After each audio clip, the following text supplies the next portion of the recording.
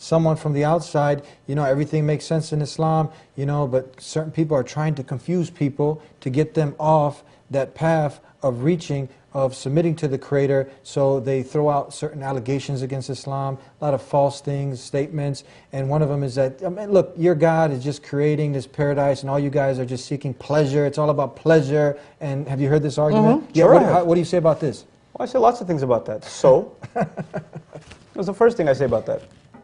So there's pleasure. You run after pleasure here, and you're telling me I'm a criminal because I'm running after pleasure that God gives me for earning good deeds?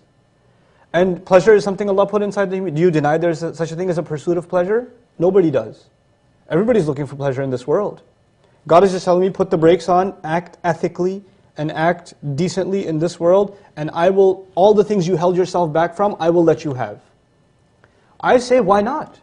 They used to argue that Islam is, you know, you might have a younger audience, but Islam offers such sexual rewards in paradise. That's one of the things, yes. You know, and it's, you know, these beautiful women and this and that.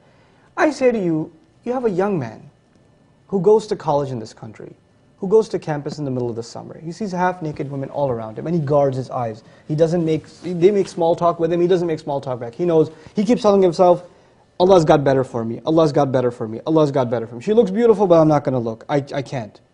I know Allah has better. You know how hard that is for a young man to do? And Allah at the end of the day says, bravo, you did well, you know what? You deserve something. Everything you've held yourself back from, here you go. It is not that we get these, you know, lustful rewards in paradise. It's actually that you guarded yourself against the most strongest urge a man can have.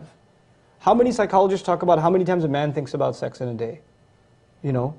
I mean, some even count like every 30 seconds or every 40 seconds or something. It's crazy. This is what psychologists are telling us. Psychologists, 30, 40, 60, 2 minutes, even 2 minutes, that's insane.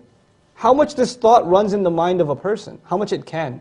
And add to that, we're living in a time where pornographic images, filthy ads, shameless is constantly being bombarded in our face. How much even more? And in the face of all of that, a man guards his chastity, a woman guards herself.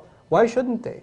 Why shouldn't they be given the best reward? The most beautiful spouse ever imaginable. Why shouldn't they be given that? They'll both have whatever their hearts desire. Whatever their hearts desire. Man and woman, anything they want, they can have in Jannah. That's correct. Okay. So And if you think, well, what I'm going to want is going to be evil. Evil itself is removed from your heart. So whatever you want will be good anyway. Whatever you want is good in and of itself, and you will be so pleased with it. Because when I say good, it doesn't just mean it will be boring. It means it will be good and it will be pleasing to you and good for you. How many things in this world are pleasing to people but they're not good for them?